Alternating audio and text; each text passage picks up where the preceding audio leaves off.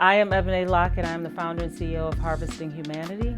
Here at Harvesting Humanity, we reimagine research, learning, and development. And so we really have an educational practitioner lens that looks at what does it look like to learn, to lead, to serve. So we started in December of 2018. I was still teaching in the classroom then, but we had gone to Montgomery, Alabama, to the Equal Justice Initiative Monument and Memorial. And there I had learned of one of the two documented lynchings here in Charlotte. And one of those two happened on the campus where I was training young minds, where I was teaching.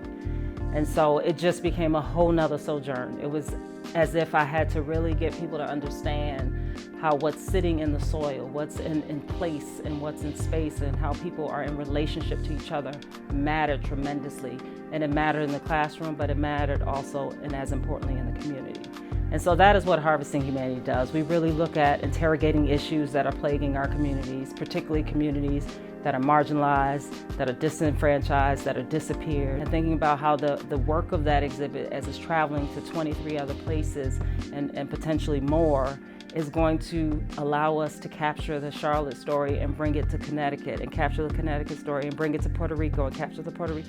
And so in that way, it's very much integrated in the fact that we are local, national, and global leaders and solutionaries. I taught for many years at West Mecklenburg High School, so from 2007 until about 2016 when I transitioned to Cato Middle College. So the phrase was originally introduced to me in Latin, which is non scholae sed vitae discimus. It means we learn not for school but for life. And it was the mantra, it's our motto for our middle and high school Classical Magnet Academy program. And that's where I learned it. That's where I really learned to understand what that meant in the fabric and DNA of education, that we were not learning in those classrooms just for learning's sake. We were learning to be able to match that with our lived experience. Think about how we can be innovators and change agents in our community.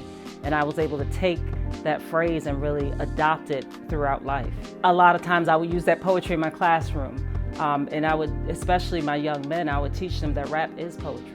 And I would show them about rhyme schemes and how to really utilize words to express emotion, utilize words to, connect with the heart of another person, utilize words and deliver them in such a way that is also as powerful. So the combination of teaching and of being a poet myself at an early age just kind of germinated to become a spoken word artist. I taught English Language Arts and Humanities. I taught AP Language and Composition. But above all, I taught life, right? Because life was lifing. As we were thinking about literature, you can't think about what is happening outside of the context of what you're reading. You can't not think about some of that exigency and the historical context that impacts what we're learning in our English Language Arts curriculum. And so it was really about how do I bridge life with this learning.